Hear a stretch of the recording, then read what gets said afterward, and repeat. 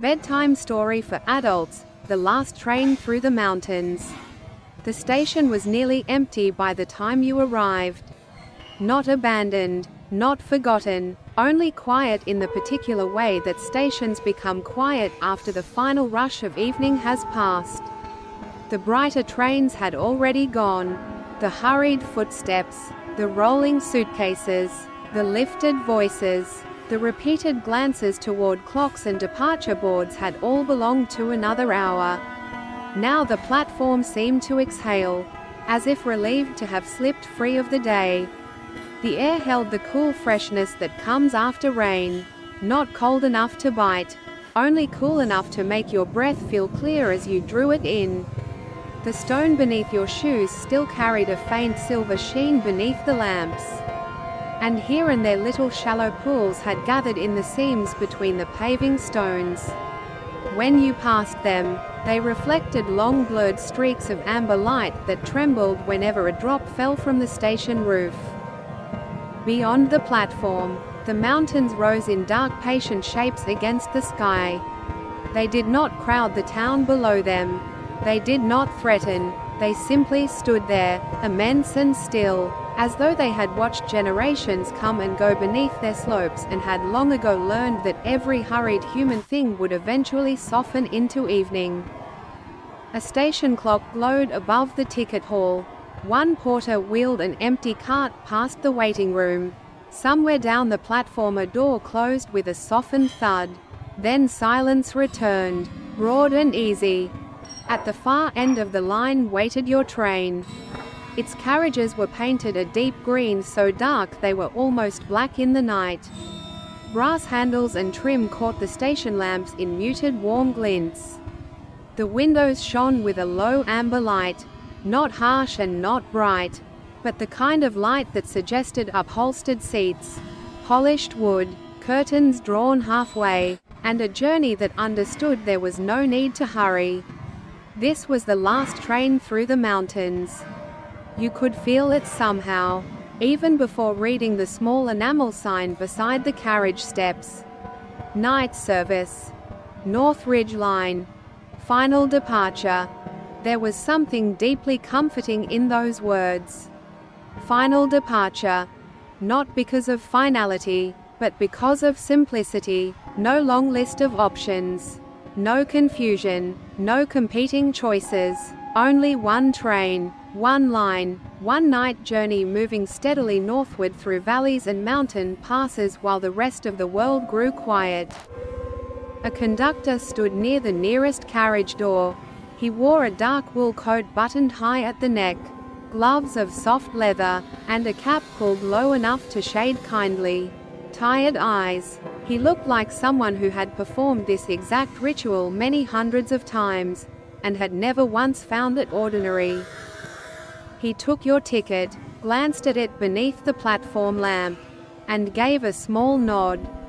Carriage 3, he said in a low, gentle voice. Compartment 12, window seat, best side for the pass tonight. There was no need to ask how he knew that. He simply seemed like the kind of man who knew such things. The weather, the curves of the line, which side held the river first, and which side would later look down upon the villages folded into the valley below. You thanked him. He stepped aside and one gloved hand lightly indicated the carriage steps. The metal handrail was cool when you touched it. The step gave a small hollow sound beneath your foot. Then, in a moment so small it almost escaped notice, the air changed around you as you crossed from platform to carriage. Outside had been clear, damp, mountain air. Inside was warmth. Not overheated warmth and not stale compartment heat, but the layered, settled warmth of old trains done properly, polished wood that had been holding warmth for hours. Thick curtains, shaded lamps, brushed upholstery, metal fittings that had softened from the chill, and somewhere nearby the faint scent of tea. The corridor ran long and narrow beside the compartments. The walls were paneled in honey-dark wood. Brass hooks gleamed faintly near each door. Carpet muffled the sound of footsteps until your own steps became little more than a soft movement along the passage. Lamps with cream-pleated shades were placed at intervals along the wall, each creating its own island of amber light while leaving the spaces between them gently dim. The carriage did not feel empty. Exactly. It felt settled. Behind one closed compartment door there was a barely audible cough. Behind another, perhaps the rustle of someone turning a newspaper page. Somewhere farther down the corridor, very faintly, china touched china with a delicate clink. But no one spoke loudly. No one rushed. The whole train already seemed to belong to the hour. Compartment 12 waited halfway down the carriage. The door slid open with a soft, practiced sound. Inside, the compartment was smaller than a room but larger than a seat. And this made it feel immediately kind. There were two wide-facing seats upholstered in deep moss-green fabric, their cushions thick enough to suggest that time would pass comfortably here. Between them stood a polished wooden table fixed beneath the window. A netted luggage rack stretched above. Brass hooks lined one wall. A reading lamp with a small cream shade waited in the corner. And the wood paneling reflected its glow in a satin warmth that made the little compartment seem both intimate and complete. The window was edged already with the faintest trace of mist where the warmth inside met the cool night beyond. There was no one else inside. You placed your bag on the rack, set your coat beside you for the moment, and lowered yourself into the seat by the window. The cushion received you with immediate generosity. Outside, the platform still lay nearly motionless. One porter crossed under the lamps with the empty cart. At the far end of the train, the conductor spoke to someone boarding another carriage. The town beyond the station remained a pattern of muted lights and dark roofs gathered at the foot of the mountains. For a few moments, nothing happened at all. And that, too, was comforting. The train was not asking you to leap into motion. It was allowing you the small grace of transition. Time to sit, time to look out the window, time to feel yourself leaving one place before you had to imagine another. A steward passed in the corridor, then paused and appeared at the doorway. He carried a silver tray. On it rested a teapot, a porcelain cup and saucer, a little jug of milk, and a plate with two shortbread biscuits dusted very lightly with sugar. "Tea before departure?" he asked.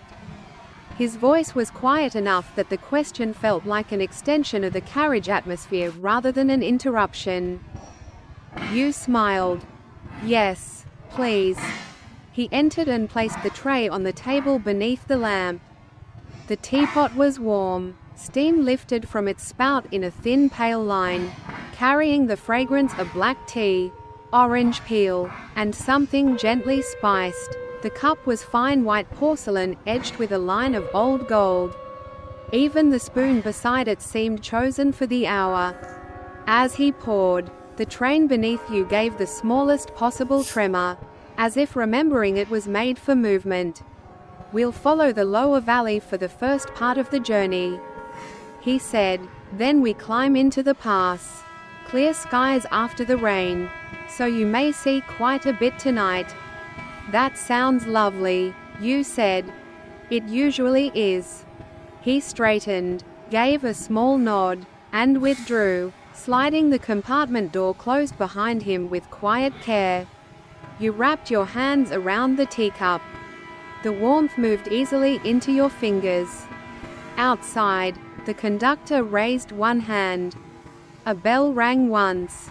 Then, with exquisite gentleness, the train began to move.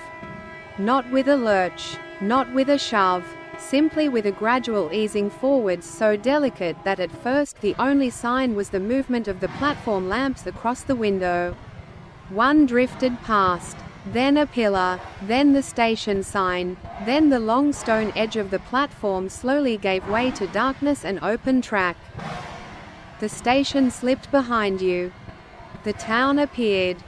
At first it was close. Narrow streets, dark shop windows, a row of bicycles beneath an awning, one bakery light still burning in an upper room. The train passed a line of terraced houses whose curtains were drawn but not fully. And through a gap you caught the warm shape of a lamp beside a chair. In another window, someone had left a kitchen light on above a sink. Elsewhere a staircase glowed for a moment, then disappeared behind trees. The train moved through all of it like a quiet thought. Not disturbing, not demanding, merely passing. You sipped your tea and watched the familiar edges of town soften as the line curved away from the station district. Soon the streets became fewer. The buildings drew farther apart. Small gardens replaced brick courtyards. Warehouses gave way to fields. On the edge of the town, a narrow river appeared beside the line, pale as brushed silver beneath the cloud-thinned moonlight. The rails began to follow it. Inside the compartment, the sounds of travel settled into rhythm. A low hum through the floorboards. The soft joining and parting of wheels over track. An occasional delicate rattle from the spoon against the saucer when the carriage entered a curve. The quiet breathing of the ventilation above. The small and pleasant creak of wood adapting to motion. There is an old comfort in railway rhythm. Not complete silence, but a kind of sound that asks nothing of you. A pattern so steady and patient that the mind begins, without trying, to move in time with it. Thoughts that had seemed sharp or unfinished earlier in the evening begin to smooth themselves out. Edges soften, distances lengthen, attention loosens its grip. You watched the town recede fully behind you. The valley opened. Fields stretched outward under the night, their boundaries marked by low stone walls, black hedgerows, and sleeping trees. In the distance, farmhouses stood with one or two windows lit, each home no more than a small warm punctuation mark in the great dark sweep of land. From time to time the train passed through villages so small they seemed composed only of a platform, a waiting shelter, and 2 or 3 clustered roofs beyond the tracks. Sometimes the train slowed a little there, as if out of courtesy. Sometimes it rolled through without stopping. In one village, a yellow lamp burned under the eaves of a station no larger than a cottage porch. In another, flower boxes hung beneath the dark windows of the waiting room, black now with wet soil from the earlier rain. The lives in those villages felt very near and very gentle. You imagined someone washing a mug and leaving it by the sink. Someone folding a blanket at the foot of a bed. Someone falling asleep with a book open in their hands. Someone listening, half awake, to the last train passing through the valley and recognizing it not as noise but as a familiar promise that the world was still moving kindly out there in the dark. It is a quiet comfort, remembering that many peaceful lives are taking place at once. Trains at night are good at reminding us of this. The tea was excellent. Warm, lightly spiced, not too strong. You finished it slowly and ate one of the shortbread biscuits, which crumbled with a buttery softness that felt almost ceremonial in the lamplight. When you lifted the cup again, you noticed how the warmth had fogged the lower edge of the window. You traced a small clear space with one fingertip and looked out. The river remained beside the line. At times it widened and reflected the moon in broken silver pieces. At times it narrowed between stone banks and vanished briefly behind stands of trees before returning again. The mountains ahead grew clearer now, their lower slopes dark with pine, their upper ridges pale where older snow still held in the shadows of high rock. A soft knock sounded at the door. When you opened it, the conductor stood in the corridor with one hand resting lightly against the frame as the carriage moved beneath him. "We'll begin the climb in a little while," he said, "if you'd like the best view of the pass. The observation car is open tonight." Very quiet this late. The observation car? At the end of the train. Hardly anyone goes there now. The clear weather makes it worth the walk. You thanked him.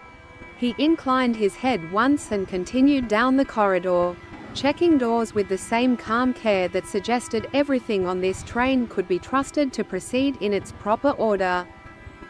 For a little while longer, you stayed where you were. There was no reason to rush toward the view simply because it existed. One of the gifts of this journey was precisely that nothing beautiful on it required haste. The mountains would still be there when you reached the observation car. The valleys would still unfold at their own pace. The train itself seemed to understand that every pleasant thing is made still more pleasant when no one hurries you toward it. So you sat a while longer with your empty cup, watching the valley darken into broader spaces. The line rose gradually, the river fell farther below, villages became fewer, forest gathered more thickly along the slopes. Once, the train crossed a narrow bridge over a gorge where white water flashed briefly in the moonlight before vanishing beneath pine shadow. Then came a tunnel, and for a few moments the world outside disappeared altogether. The window reflected the compartment back to you. The lamp, the empty cup, the green seats, your coat folded beside you. The soft interior light set against black glass. When the train emerged again, the mountains felt much closer. At last you stood, straightened your coat, and stepped into the corridor. The carriage swayed with a slow, practiced confidence as you walked. At each compartment door, a narrow gold reflection trembled in the polished wood. Most of the doors were closed. Behind one, someone coughed softly and settled again. Behind another, you heard the delicate rustle of sheets, perhaps from a magazine or a timetable folded away. The train as a whole felt not empty, but deeply quiet, as though every passenger remaining aboard had reached some unspoken agreement to preserve the softness of the night. At the end of carriage 3, the connecting door gave way with a cushioned sigh. Then carriage 4. Then 5. You passed the dining compartment, where the white tablecloths were still laid though the lamps above them had been dimmed. Glasses sat upside down on folded napkins. Salt and pepper stood like tiny sentries beside silverware aligned with old-fashioned care. No one was eating there now. The room seemed to be resting between purposes, holding on to the shape of hospitality after the hour for conversation had passed. And beyond that was the observation car. It was more beautiful than you had expected. The rear half of the carriage opened into broad windows that curved upward toward the roof, so that the night seemed not merely visible, but gathered all around the room. Dark wood ribs arched overhead. Low armchairs upholstered in deep navy velvet were arranged beside small round tables. Brass lamps glowed softly between them. Along one side stood a narrow shelf holding a vase of dried mountain flowers, a chessboard already set but untouched, and a few old travel journals whose pages had yellowed at the edges. At the far end of the carriage, behind a glass-fronted iron stove, a small fire glimmered. No one else was there. You chose a chair near the broadest window and sat down. For the first few moments, the interior reflections in the glass were stronger than the view, the warm lamps, the dark curves of the chairs, the soft outline of your own face and shoulders. But then the train rounded a longer curve, and the mountains revealed themselves. They rose around the line in slow dark magnificence. Pines crowded the lower slopes in dense black ranks. Higher up, pale rock emerged where the forest thinned. On the most distant ridges, snow remained in long quiet drifts that glowed faintly where moonlight touched them. Water flashed here and there over stone before vanishing into ravines. Tiny roads clung to the mountainsides and disappeared into woods. Far below, The valley floor shone with a few scattered lights from farms and villages, too small to interrupt the dark. The train did not dominate this landscape. It moved through it respectfully. That was the feeling exactly. Not conquest, not intrusion, only passage. A line laid carefully along the contours the mountains allowed, bending where the valleys bent, crossing where rivers opened a path, entering tunnels only where no gentler route could be found. A tunnel came now. Darkness swept over the windows. For a few moments, the carriage became its own world entirely, the stove glow, the brass lamp beside your chair, the quiet table edge beneath your hand, the reflection of the dried flowers nodding lightly with the motion. Then the train emerged again under open sky. The mountains returned, larger than before. There is something deeply restful about not having to steer your own way through the dark. Not choosing the turns. Not judging the road. Not carrying the burden of direction. Only being carried. The rails already know the route. The conductor knows the line. The engine has climbed this pass before. The carriage asks only that you sit down, accept the rhythm, and allow yourself to be taken onward. As the train climbed, that feeling deepened. You drew a long breath and let it out slowly. The observation car held warmth in layers. The stove gave off a gentle heat. The upholstery retained the day's collected warmth from earlier passengers. Even the brass fittings seemed to glow a little with stored light. Outside was vastness and cold rock and high dark forest. Inside was fabric, wood, firelight, and calm. After some time, the steward entered carrying a folded wool blanket over one arm. I thought someone might eventually discover the best seat on the train, he said quietly. You smiled and accepted the blanket. It was charcoal grey with a narrow woven stripe at the edge.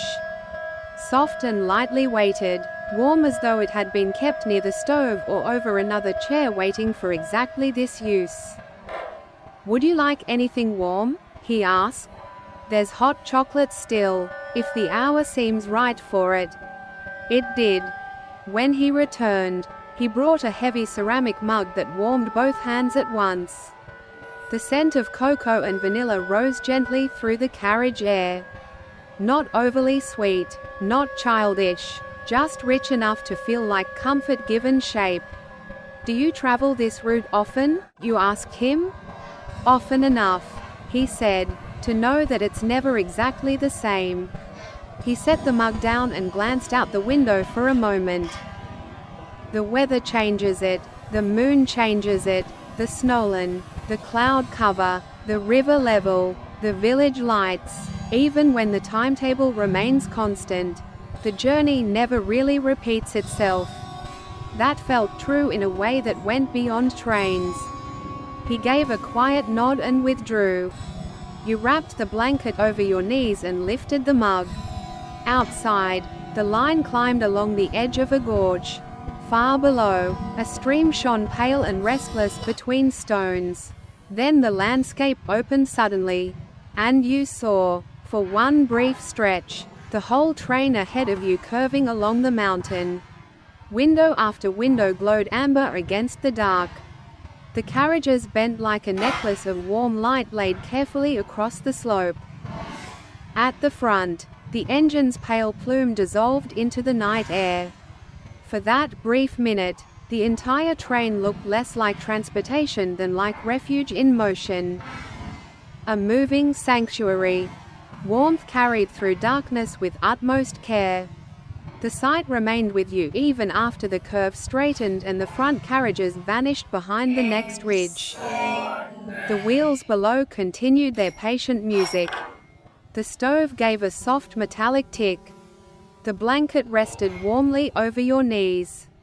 The mountains grew broader. Soon the train came alongside a high mountain lake. At first it appeared only as darkness beside darkness. Then the moon found it. A long silver path opened across its still surface, and the far shoreline emerged in layers: fir trees, a low boathouse, pale stone near the water's edge. The train followed the lake for several minutes, and the reflection of the carriage lamps floated faintly across the glass, making it seem as though the warmth of the train itself were gliding over the water. On the opposite shore, tucked beneath the pines, stood one solitary lodge.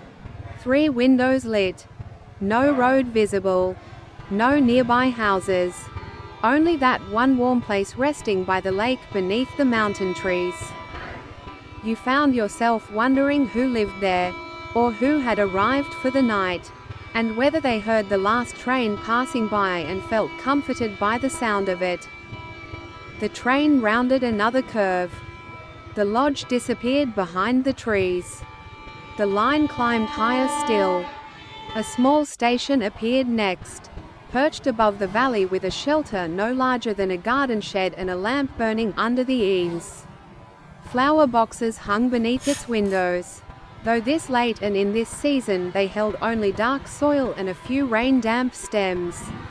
No one waited there. The train rolled through without stopping, and the little station slipped away so gently it felt almost imagined. Your thoughts had slowed by now into something quieter than ordinary thinking. They were no longer day thoughts. No lists. No unfinished tasks. No inward rehearsing. They had become train thoughts. Mountain thoughts. Window thoughts. The sort of thoughts that arrive, hover softly, and dissolve before needing names. The hot chocolate was excellent. Rich and smooth, with a little vanilla and only the faintest trace of spice. You drank it slowly while clouds drifted high across the moon and changed the mountains one ridge at a time. Sometimes the peaks glowed, sometimes they softened into layered shadow. Sometimes the valleys below filled with a pale mist that looked like silk laid between the slopes. The conductor appeared once more, just briefly, at the far end of the observation car. He checked the stove, looked out through the rear glass as if taking the measure of the pass itself. Then saw you and gave a small reassuring nod before moving on. Even this felt pleasant, not supervision, only the quiet presence of someone keeping watch while the rest of the train drifted deeper into the night. After a while, the line crossed the summit. You might have missed it had there not been a sign beside the tracks. Briefly caught in the train's lamps before slipping into darkness. From there, the landscape changed. The northern side of the range was broader, more forested, more secretive. Valleys deepened. The line curved in longer descending arcs. Mist had gathered low between the trees and streams, pale and motionless in the cold hollow places. Villages became fewer, distances seemed greater, the sense of remoteness increased, but never in a lonely way, rather in the way that certain quiet places make a person feel pleasantly small and safely held within something larger. The train remained unchanged, warm, measured, calm. Its windows continued to carry their amber light through the dark like a promise that softness could move steadily through even the most silent parts of the world. Eventually the steward returned and collected your empty mug. "We're over the highest part now," he said. "The northern descent tends to send people to sleep. I can understand why." He smiled. "Most do." His shoes made almost no sound as he left.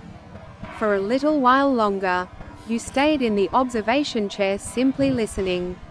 The wheels beneath. The faint stirring of the stove. The whisper of air in the carriage frame.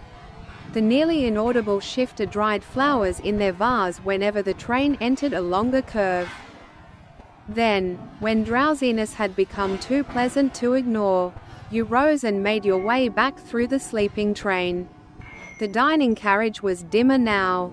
The lamps had been lowered further until the white tablecloths looked like pale shapes floating in gold shadow. The corridor carriages were very still. Behind the doors there was almost nothing now, perhaps one soft cough. One settling movement, then silence again. Returning to your own compartment felt unexpectedly lovely. As though you were arriving not merely at a seat but at a small private shelter prepared for the rest of the night. The table had been cleared while you were away. The teacup was gone, the saucer and spoon had disappeared. In their place stood a small glass bottle of water and a folded card propped carefully beneath the lamp. You picked it up. In neat handwriting it read, "For the remainder of the journey, rest well. The mountains are gentle tonight." There was no signature, no logo, nothing to make the gesture more formal than it needed to be. Perhaps because it was so small, it felt larger than many grander acts of kindness ever do. You set the card back beneath the lamp and sat down. Outside the compartment window, the northern forests drifted by in dark ranks. Occasionally the train crossed a bridge and the reflection of water below flashed briefly upward. Once or twice a farmhouse lamp appeared far back from the line, then vanished behind trees, but more often there was only forest, mist, moonlit slope, and the steady onward motion of the rails. You loosened your scarf. You folded your coat beside you. You drew the blanket a little higher over your knees and leaned your head back against the seat. The compartment lamp made a soft pool of gold around the table while the corners of the carriage receded into gentle shadow. At the edges of the window, a little more mist gathered and silvered the glass. Now and then the reflection of your lamp drifted over the black outside, then disappeared when the train passed a signal or crossed open land. The movement of the train became softer in your awareness. Not because it changed, but because you no longer held yourself against it. You gave yourself over to it. There is a particular comfort in being carried through darkness while remaining inside light. This train understood that perfectly. The tracks curved. The carriage answered. The wheels sang low beneath the floor. Somewhere ahead, the conductor continued his quiet watch. Somewhere behind, the observation car kept its great windows turned toward the mountains. Somewhere farther forward, the stewards stacked cups, folded linens, dimmed lamps, and prepared the train for the final hour of the route. And inside your compartment, there was only warmth, fabric, polished wood, and the growing softness of rest. The night no longer felt like time to be filled. It felt like distance being gently crossed. You watched the forest for a while longer. At one point the trees fell away and revealed another valley below. Broad and dark under the moon, a river wound through it like a silver thread. Near its bend stood a cluster of lights that must have been a village or perhaps a town too small to trouble itself with staying awake at this hour. One church tower rose above the roofs. One bridge crossed the water. A single road lamp shone at the edge of the settlement where the line would not quite go. Then the forest closed again. The carriage swayed gently. You closed your eyes for a moment, then opened them. The card still waited under the lamp. Rest well. The mountains are gentle tonight. You read the sentence again without touching it, and found that you liked not only the words but the pace they implied. No rush, no command, only permission, a small assurance that the journey itself could be trusted to continue. Time on night trains changes its shape. Minutes are no longer measured by clocks alone.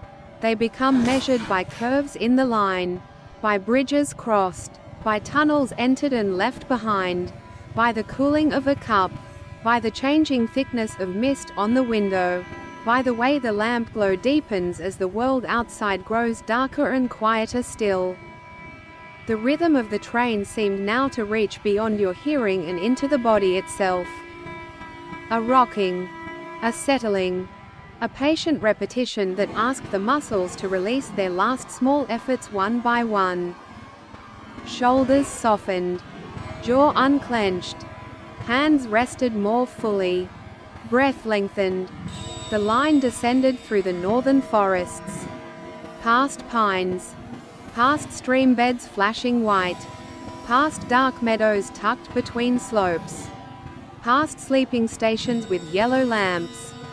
Past switchbacks where the town lights far below briefly appeared like a constellation scattered across the valley floor. You did not need to know the names of these places. That was part of the comfort. No need to hold information. No need to remember a route. No need to orient yourself exactly. Only to let the passing landscape become what landscapes from train windows so often become at night, a slow-moving gentleness beyond glass. There to accompany rather than demand. At some uncertain point, you must have drifted. Not fully asleep, perhaps, but into that soft borderland where the sounds around you no longer feel separate from thought. The wheels over track become dreamlike before the dream begins. The swaying carriage and the body's own quiet weight seem to agree upon a common rhythm. When you opened your eyes again, the view outside had changed. The forest had thinned. Below, spread across the dark like a constellation brought down to earth, were the lights of a town. Not a city. Not bright enough for that. Only a northern town gathered around water and station roofs and one modest square where a clock face glowed pale above dark buildings. The train had reached the outer valley of its destination. It slowed gently. The intervals in the wheels lengthened. The hum beneath the floor grew softer, less insistent, as though the whole train had begun lowering its voice in respect for the sleeping town ahead. You sat up a little. The blanket slipped from your knees and gathered in folds across the seat. The lamp still glowed warmly over the little card and the bottle of water. Outside, the town drew nearer in slow detail, a row of riverside lamps. A bridge rail silvered by moonlight. A bakery window lit in some lower room where work for morning had already begun. A church tower. 3 narrow streets. Dark roofs wet from the earlier rain. The station platform appeared. The train entered beneath its lamps. And with one last long, gentle exhale through steel and wood and brake and wheel, it came to rest. For a brief moment, no one moved. The journey lingered. Then a carriage door opened somewhere forward. Quiet footsteps crossed the platform. A low voice answered another. The ordinary sounds of arrival began, but softly, almost reluctantly, as though even they understood that this train had carried the night too beautifully to be broken by noise. You remained seated a moment longer. There was no practical need for it, only a feeling that one should honor the calm of the journey before stepping back into the world. At last you gathered your coat, folded the blanket neatly where it had rested, and picked up your bag. When you opened the compartment door, the conductor stood in the corridor, as though he had known exactly when you would emerge. "Good journey?" he asked. His voice was still the same low, measured voice from the platform hours ago, perhaps only a little softer now. "Yes," you said, "a very good one." He gave a small nod, not surprised. "The mountains are kind company at night," he said. They were. You stepped down onto the platform. The air on the northern side was colder, cleaner somehow. It carried the faint scent of pine, stone, and river water moving unseen nearby. Above the station roof, the mountains still rose around the valley in patient dark silence. Behind you, the train windows glowed softly, each one holding a little remaining warmth against the hour before dawn. You turned for one last look. There it stood, the last train through the mountains. Its carriages quiet now. its lamp still burning, its brass dim beneath the station lights, its warmth not yet surrendered to the night. This train had asked almost nothing of you, only that you board, sit down, accept a cup of tea, walk back to the observation car when invited, take the blanket, read the small handwritten card, trust the line, allow the dark beyond the window to remain only landscape, not burden. Allow yourself, for a few hours, not to steer. Sometimes that is exactly what a tired heart needs. The conductor raised one gloved hand in farewell. You returned the gesture. Then you turned and walked slowly along the platform toward whatever room waited next. Perhaps a small hotel above the square. Perhaps an apartment with one lamp left on. Perhaps a narrow room beneath the roof with curtains drawn halfway and a bed turned down neatly by an open window. Perhaps only another cup of tea, a basin of warm water, and sleep arriving before you even finished setting down your bag. But even as you crossed the platform, the journey remained with you. The warm compartment, the polished table beneath the lamp, the silver river in the lower valley, the empty little stations with their yellow lights, the observation car with its broad dark windows, the stove, the wool blanket, the mug of hot chocolate, the mountain lake and the solitary lodge with 3 lit windows. The sight of the train itself curving along the pass like a moving chain of amber light. The handwritten card waiting under the lamp. Most of all, the feeling that you did not need to solve anything. Not direct. Not hurry. Not decide beyond the next small kindness. Only to be carried. Later, when at last you are resting somewhere beyond the platform, you may still hear it in memory. The low rhythm of wheels over track. The soft sway of the carriage. The patient music of the line moving through mountain dark. You may remember the moon on the lake. The stillness of the summit. The pale mist gathered in the northern valleys. The villages folded into their sleep. The forests opening and closing beside the glass. You may remember how the train moved through darkness without ever losing its warmth. And now, as your own night grows softer and slower, you may imagine yourself once more inside that quiet compartment. The lamp glows. The window mists at the edges. The card waits beneath the light. The water bottle stands by. Your coat rests folded beside you. The blanket lies over your knees. The corridor outside is still. The conductor walks somewhere ahead in quiet shoes. The steward has lowered the lamps in the dining car. The observation windows behind the train still hold the moonlit line. And outside, the mountains rise and fall beneath the night as the train continues gently onward. There is no effort required of you. No decision left to make. Only the line ahead, already laid, already certain. The rails know the way through the pass. The engine carries the warm carriages onward. The mountains keep their patient watch. The valleys open and close in darkness. Small stations sleep under their yellow lamps. Rivers shine briefly and disappear. Forests drift by in deep soft ranks. Village windows glow and fade. The train goes on. And you may rest now. You may let the rhythm carry you. You may let each small sound become softer and softer. The wheels. The wood. The glass. The distant engine. The breath of the train moving through the sleeping world. Past rivers. Past pines. Past silent platforms. Past cottages with one light left on. Past bridges over dark water. Past lakes holding a path of moonlight. Past ridge lines where old snow shines faintly at the summit. Onward. Steadily. Kindly. Through the mountains. through the night, through the last gentle hours before sleep.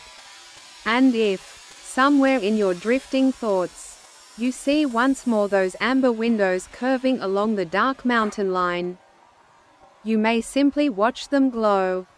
No need to arrive yet. No need even to know exactly where the line will end. For now there is only the journey. Only the warm compartment. Only the soft lamp. Only the blanket. Only the glass between you and the great quiet world outside. Only the calm certainty that the train knows the way. The carriages sway. The rails sing low beneath them. The mountains stand around the valleys. Mist gathers in the hollows. Village lights grow fewer. The sky deepens.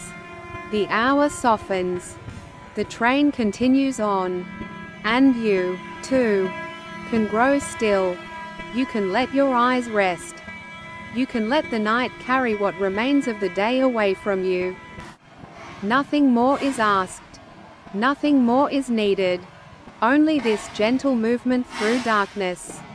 Only this warmth held inside wood and fabric and lamplight. Only this quiet trust in the line ahead. The train goes on. The mountains keep watch.